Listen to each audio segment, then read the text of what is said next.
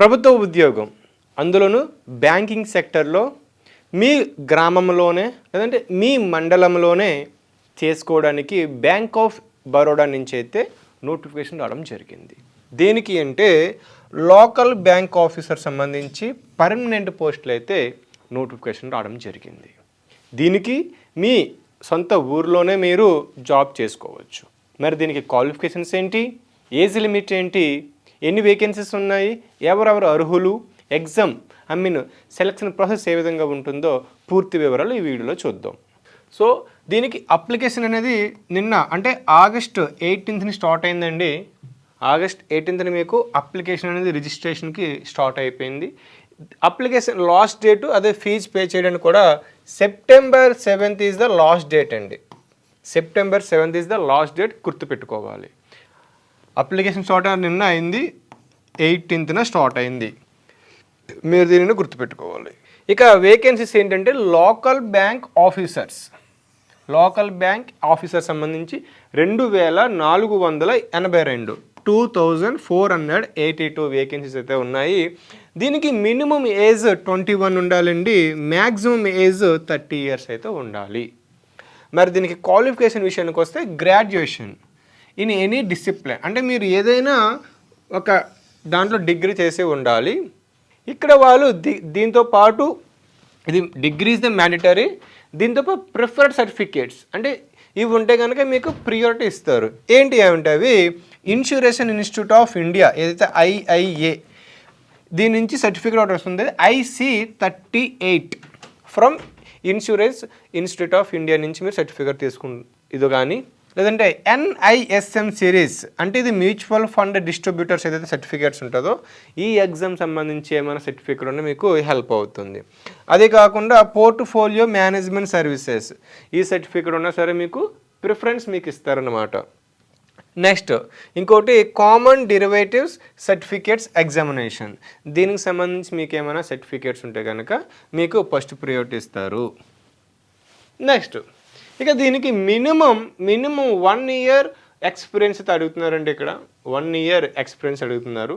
ఇందులోని any schedule commercial bank, మీరు ఏదైనా షెడ్యూల్ కమర్షియల్ బ్యాంక్లో కనుక మీరు కనుక ఒక 1 year ఎక్స్పీరియన్స్ ఉంటే కనుక మిమ్మల్ని అయితే సెలెక్ట్ చేయడానికి ఎక్కువ అవకాశం అయితే ఉంది. ఇక క్యాండిడేట్స్ మస్ట్ ప్రొఫిషియన్స్, మీరు లోకల్ లాంగ్వేజ్లో మీకు ఎక్కువ ప్రొఫిషియన్సీ ఉండాలండి. అంటే మనకు తెలుగులో మీకు చదవగలగాలి, రైటింగ్ రాయగలగాలి, స్పీకింగ్ మాట్లాడగలగాలి, అదేవిధంగా అండర్స్టాండింగ్ అర్థం చేసుకోగలగాలి. ఈ 4 క్వాలిఫికేషన్స్ ఉంటే కనుక మిమ్మల్ని కన్సిడర్ చేస్తారు. ఓవరాల్గా ఇవి ఇండియా లెవెల్లో అయితే వేకెన్సీస్ ఉన్నాయి. మన ఆంధ్రప్రదేశ్ విషయానికి వస్తే లోకల్ లాంగ్వేజ్ తెలుగు ఉందండి. ఇదన్నీ న్యూ వేకెన్సీస్ చూస్తున్నాయి. ఇందులో SC అభ్యర్థులకు 12 ఉన్నాయి, ST అభ్యర్థులకు 5, OBC అభ్యర్థులకు 22, EWS అభ్యర్థులకు 8, జనరల్ అభ్యర్థులకు అయితే 33. ఓవరాల్గా 80 వేకెన్సీస్ అయితే మన ఆంధ్రప్రదేశ్ గాను ఉన్నాయి. ఇక రిమైనింగ్ ఎవరైతే డిజబిలిటీస్ ఉంటారో ఇందులోనే లోకోమోటర్ డిజబిలిటీ వాళ్ళకి 1, హియరింగ్ డిజబిలిటీ వాళ్ళకి 1, విజువల్ ఇంపేర్డ్ వాళ్ళకి 1 వేకెన్సీస్ అయితే ఉన్నాయి అన్నమాట. సో డిజబిలిటీలో మొత్తం 3 పోస్టులు కానీ ఉన్నాయి, రిమైనింగ్ వాళ్ళకైతే 80 పోస్టులు అయితే ఉన్నాయన్నమాట. ఇక తెలంగాణ విషయానికి వస్తున్నట్లయితే తెలుగు దీన్ని కూడా లోకల్ లాంగ్వేజ్ ప్రొఫెషన్స్ ఉండాలి. ఇందులో SC అభ్యర్థులకు 8, ST అభ్యర్థులకు 3, OBC అభ్యర్థులకు 14, ఇక EWS అభ్యర్థులకు 5 అండ్ జనరల్గా అయితే 20 ఉన్నాయి. ఓవరాల్గా వేకెన్సీస్ అనేవి 50 అయితే ఉన్నాయి. ఇక ఆర్థోపెడిక్ డిజబిలిటీ వాళ్ళకి 1, ఇంకోటి హియరింగ్ డిజబిలిటీ వాళ్ళకి అయితే 1 అయితే వేకెన్సీస్ ఉన్నాయి. మీరు దీన్ని గుర్తుపెట్టుకోవాలి. ఇక మినిమం ఏజ్ మనకి 21 ఉండాలి, మ్యాక్సిమం ఏజ్ 30 అయితే ఉండాలి కదండి. మరి ఇక్కడ ఏజ్ రిలాక్సేషన్ అయితే మీకు ఉంది. SC ST అభ్యర్థులకి అయితే మినిమం 5 years అయితే ఉండాలి, ప్లస్ 5 years మీకు యాడ్ అవుతుంది. నెక్స్ట్ OBC నాన్ క్రీమిలేయర్ అభ్యర్థులకి అయితే ప్లస్ 3 years అయితే యాడ్ అవుతుంది. ఇక ఎవరైతే పర్సన్స్ విత్ బెంచ్మల్ డిజబిలిటీస్ ఎవరైతే దివ్యాంగజనులు ఉంటారో అందులో అయితే ఎవరైతే జనరల్ పీపుల్కి అయితే ప్లస్ 10 years యాడ్ అవుతుంది. ఇంకా డిజబిలిటీస్ అయ్యి ఉండి SC ST అభ్యర్థులు అయితే 15 years, ఇక OBC అభ్యర్థులు అయితే 13 years అయితే ఎక్స్ట్రాగా మీకు ఏజ్ రిలాక్సేషన్ ఉంటుంది. అంటే 30 ఇది మీకు అప్పర్ ఏజ్ లిమిట్ ప్లస్ ఒక అభ్యర్థి ఓబీసీ అయితే 13 ఇయర్స్ మీకు యాడ్ అవుతుంది. అంటే 43 వరకు మీరు రాసుకోవడానికి అవకాశం అయితే ఉంది. నెక్స్ట్ అప్లికేషన్ ఫీజు విషయానికి వచ్చినట్లయితే అప్లికేషన్ ఫీజు అనేది ఎవరైతే ఓబీసీ ఈడబ్ల్యూసీ జనరల్ అభ్యర్థులు ఉంటారో వీళ్ళకి 850 రూపీస్ అయితే ఫీజు ఉంది. ఇంకా రిమైనింగ్ అభ్యర్థులకి 175 రూపీస్ అయితే ఫీజు ఉంది. మీరు దీనిని ఆన్లైన్లో మాత్రమే పే చేయవలసి ఉంటుంది. ఆన్లైన్లో మాత్రం మీరు పే చేయాల్సి ఉంటుంది. మీకు ఇది ఎగ్జామ్ అయితే కండక్ట్ చేస్తారు. ఎగ్జామ్ తర్వాత మీకు పోస్ట్ బట్టి చూడండి ఇక్కడ క్లియర్గా conducted or not even if the candidate is shortlisted or not the interview. అంటే మీరు ఇంటర్వ్యూ అయినా క్వాలిఫై అవ్వకపోయినా సరే మీకు ఫీజు అనేది రాదనమాట, నాట్ రిఫండబుల్. ఈ విషయం మీరు గుర్తుపెట్టుకోవాలి. ఇక శాలరీ విషయానికి వచ్చినట్లయితే మీకు యావరేజ్గా 48,000 అయితే ఉంటుందండి. ఓకే, 48,000 అయితే మీకు శాలరీ అనేది ఉంటుంది. 48,000 నుంచి నియర్లీ 85,000 వరకు అయితే శాలరీ ఇనిషియల్ బేసిక్ పే అయితే ఉంటుందన్నమాట మీకు. ఇక నెక్స్ట్ మీకు ప్రొబేషనరీ పీరియడ్ అనేది మీకు 12 months అంటే 1 year మీకు probationary period is nothing but training అయితే మీకు ఉంటుందన్నమాట. ఇక మీకు సర్వీస్ బాండ్ అయితే ఇక్కడ ఉందని మీకు సర్వీస్ బాండ్ అనేది మీకు యాజ్ పర్ పాలసీస్ వైజ్గా మీకు ఉంటుందన్నమాట. సో మినిమం మీరు 3 years అయితే మీరు సర్వీస్ చేయాల్సి ఉంటుంది. ఒకవేళ 3 yearsలో మీరు సర్వీస్ చేయకుండా మధ్యలో మానేస్తే కనుక మీరు 2 lakhs మీరు బ్యాంక్ వాళ్ళకి పే చేయవలసి ఉంటుంది. ఇది ఆల్మోస్ట్ మీకు చెప్పాల్సి ఉంటుంది, ఇది పర్మనెంట్ పోస్టే కాబట్టి ఎవరు మ్యాక్సిమం దీన్ని ఎవరు వదులుకోరన్నమాట. సో ఒకవేళ ఎవరికైనా సిచ్యువేషన్ వచ్చినప్పుడు అయితే వదులుకోవాల్సిన సందర్భంలో 2 lakhs మీరు పే చేయాల్సి మీరు బయటకు రావాల్సి అయితే ఉంటుంది. ఇక ఎంపిక విధానం ఎలా ఉంటుందంటే మీకు ఆన్లైన్ టెస్ట్ పెడతారండి, లేదంటే మల్టిపుల్ టెస్ట్లు అయితే మీకు పెడతారు. దీంతోపాటు మీకు సైకోమెట్రిక్ టెస్ట్ కూడా పెడతారు అనమాట, డిపెండింగ్ ఆన్ సిచ్యువేషన్ బట్టి. సో మీరు ఇంటర్వ్యూ ఉంటుంది, ఈ విధంగా మీకు ఇంటర్వ్యూ ప్లస్ ఒక టెస్ట్ అయితే పెడతారనమాట. ఇంకా మరి టెస్ట్ విధానం ఎలా ఉంటుంది అంటే చూడండి, మీకు ఇంగ్లీష్ ఉంటుంది, బ్యాంకింగ్ నాలెడ్జ్ ఉంటుంది, జనరల్ అవేర్నెస్, ఎకానమిక్ అవేర్నెస్, దీంతోపాటు reasoning ability and quantity aptitude అయితే ఉంటుంది. ఓవరాల్గా ఈచ్ సెక్షన్ నుంచి 30 questions వస్తాయి, టోటల్గా 120 questions వస్తాయి. ఈచ్ క్వశ్చన్కి 1 mark అయితే ఉంటుంది. సేమ్ ఈచ్ సెక్షన్కి 30 minutes చొప్పున 120 minutes అంటే 2 hours అయితే ఎగ్జామ్ ఉంటుందన్నమాట. సో మీరు ఈ విధంగా గుర్తుపెట్టుకోవాలి. ఇక రిమైనింగ్ సబ్జెక్ట్స్ ఉన్నాయో except English remaining bilingual, Telugu ఉండొచ్చు, ఇంగ్లీష్లో కూడా మీకు క్వశ్చన్ పేపర్ అనేది ఉంటుందన్నమాట. సో ఇక్కడ మీరు ఒక విషయం గుర్తుపెట్టుకోండి, ఇదే సిలబస్ మీకు ఐబీపీఎస్ క్లర్క్ ఏదైతే ఎగ్జామ్ ఉందో ఐబీపీఎస్ క్లర్క్ మీకు ఆల్రెడీ నోటిఫికేషన్ రావడం జరిగింది.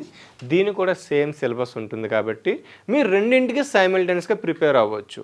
మీకు ఐబీపీఎస్ రావచ్చు, నెక్స్ట్ ఎస్బీఐ నుంచి కూడా మీకు నోటిఫికేషన్ ఉంది కాబట్టి దీన్ని కూడా మీరు ప్రిపేర్ అవ్వడానికి అవకాశం ఎక్కువైంది. అంటే సేమ్ సిలబస్తో మీరు 2-3 ఉద్యోగాలకి ప్రిపేర్ అవ్వచ్చు అనమాట. కేవలం దీనికి ప్రిపేర్ అవ్వడం మాత్రమే కాదు, ఎందుకంటే ఇది బ్యాంకింగ్ అవేర్నెస్, అది కూడా బ్యాంకింగ్ సెక్టరే కాబట్టి మీకు రెండింటికి హెల్ప్ అవుతుంది. మీరు ఈ విషయం గుర్తుపెట్టుకోవాలి. కాబట్టి సేమ్ సిలబస్తో మీరు మల్టిపుల్ ఎగ్జామ్స్కి ప్రిపేర్ అయ్యేలాగా మీ ప్రిపరేషన్ని ప్లాన్ చేసుకోవచ్చు. సో ఇక ఎగ్జామ్ సెంటర్స్ విషయానికి వస్తే ఆంధ్రప్రదేశ్లో గుంటూరు, విజయవాడ, కర్నూలు, విశాఖపట్నం, విజయనగరము, కడప, కాకినాడ, కర్నూలు, ఒంగోలు, రాజమండ్రి, తిరుపతి, నెల్లూరు అయితే ఉన్నాయండి. ఇది ఆంధ్రప్రదేశ్ సంబంధించి ఎగ్జామ్ సెంటర్స్. ఇక తెలంగాణ విషయానికి వస్తే హైదరాబాద్, కరీంనగర్, వరంగల్, ఖమ్మం 4 ఈ ప్లేసెస్లో అయితే మీకు ఎగ్జామ్ సెంటర్స్ అయితే ఉంటాయన్నమాట. ఇక్కడ క్లియర్గా వాళ్ళు అడుగుతున్నారు లాంగ్వేజ్ ప్రొఫిషియన్సీ టెస్ట్ అంటే ఎల్పిటి అంటే మీకు లోకల్ లాంగ్వేజ్ అంటే తెలుగు మీద మీకు మీకైతే మీకు ప్రొఫిషియన్సీ అయితే ఉండాలన్నమాట. మీరు ఈ విషయం గుర్తుపెట్టుకోవాలి. అయితే ఎవరైతే 10th class ఇంటర్లో సబ్మిట్ చేసి ఉంటారో వాళ్ళని తెలుగు లాంగ్వేజ్గా అయితే ఎవరైతే తెలుగు లాంగ్వేజ్ తీసుకుంటారో వాళ్ళకైతే అవసరం ఉండదు, గుర్తుపెట్టుకోవాలి.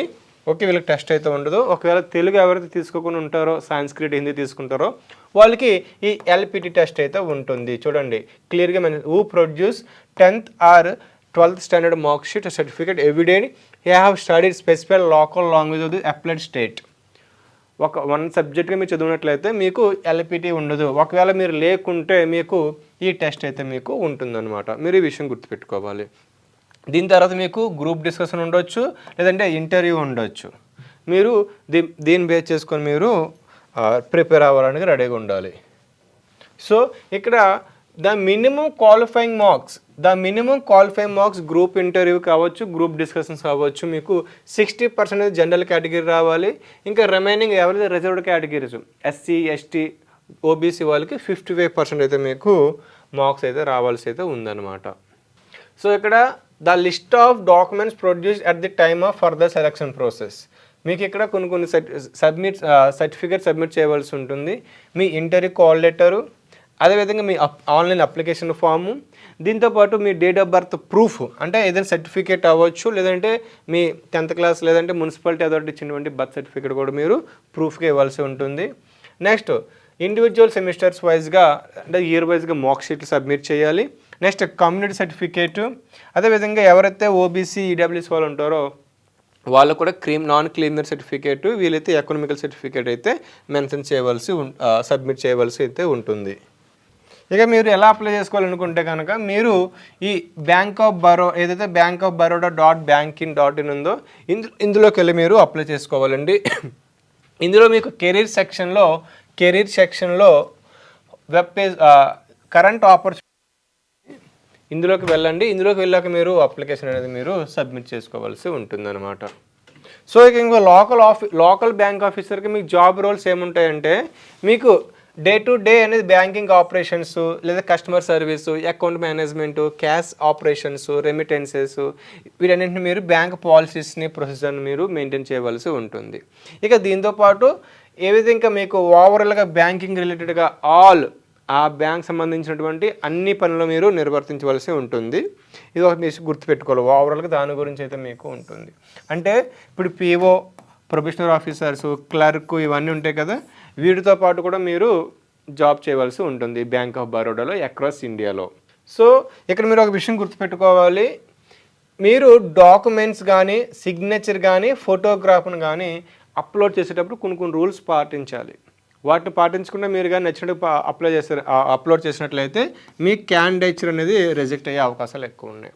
మీ రెజ్యూమేని పీడిఎఫ్ ఫార్మెట్లోను, అదేవిధంగా 10th మార్క్ షీట్స్ దీన్ని పీడిఎఫ్లోను, ఇక ఆల్ సర్టిఫికేట్స్ మీ వర్క్ ఎక్స్పీరియన్స్ అవ్వచ్చు, PW certificate, caste or category certificate, education certificates, ఇవన్నింటినీ పీడిఎఫ్ రూపంలో మీరు అప్లోడ్ చేయవలసి ఉంటుంది. ఇది విషయం గుర్తుపెట్టుకోవాలి. అది ఈ సైజ్ ఆఫ్ ది ఏదైతే ఉందో దాన్ని 500 KB మించకూడదు అనమాట. లెస్ దెన్ 500 KB అయితే ఉండాలి. మీరు దీన్ని గుర్తుపెట్టుకోవాలి. ఇక నెక్స్ట్ ఫోటోగ్రాఫ్ అండ్ సిగ్నేచర్ విషయానికి వస్తే 4.5 సెంటీమీటర్స్ ఇంటూ 3.5 సెంటీమీటర్స్లో ఉండాలి. మీరు దీనిని జేపీజీ ఫార్మేట్లో మీరు సబ్మిట్ చేయవలసి అయితే ఉంటుంది. ఓకే, దట్టు రీసెంట్గా అంటే ఇప్పుడు ఎగ్జామ్ మనకి నోటిఫికేషన్ 18th వచ్చింది కాబట్టి మనకి అప్లికేషన్ స్టార్ట్ అయింది. దీనికి ఒక 1 month రీసెంట్ అప్డేట్ పాస్పోర్ట్ అయితే మీరు పెట్టండి. 1 year పెడితే కనుక మీకు వాడు రీసెంట్గానే మెన్షన్ చేయడం జరిగింది. Recent passport must be A recent passport అనేది మీరు అప్లోడ్ చేయవలసి ఉంటుంది. ఇక్కడ మీకు ఒక విషయం గుర్తుపెట్టుకోండి.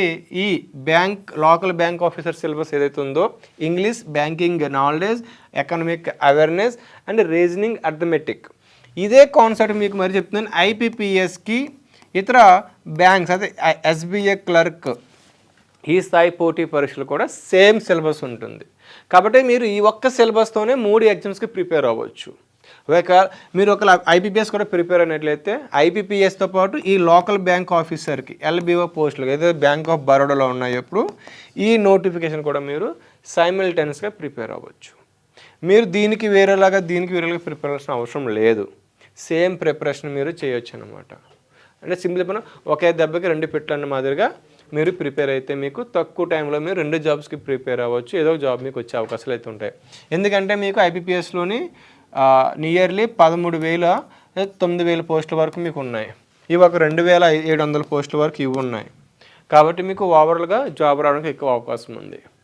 సో దీనికి సంబంధించి లోకల్ బ్యాంక్ ఆఫీసర్ నోటిఫికేషన్ సంబంధించి ఏమైనా డౌట్స్ ఉంటే కామెంట్ బాక్స్లో అడిగితే నేను రెస్పాండ్ అవుతాను. మన వీడియో నచ్చినట్లయితే లైక్ చేసి షేర్ చేయండి. For more videos subscribe our channel. Thank you all. And for more videos, Please subscribe to iDream. Please subscribe to iDream. Please subscribe iDream. And please subscribe to iDream. For more videos, subscribe to iDream. please like, share and subscribe to the channel. Congratulations, iDream. Subscribe to iDream. Subscribe to iDream. So subscribe to iDream Media. iDream ki iDream team andarki huge congratulations. Please subscribe iDream Media. Please subscribe to iDream. Subscribe iDream. Please subscribe to iDream. iDream అంటే నా కళల channel subscribe చేసుకున్న నోరు తిరుగుతలేదు, మీరైతే గంట గుర్తు కొట్టండి. For more such videos, please subscribe to iDream. Subscribe to iDream. Please subscribe to iDream. Please subscribe iDream Media. Please do subscribe to iDream. Please subscribe to iDream Media. For best entertainment and information, please subscribe iDream. And don't forget to subscribe to iDream.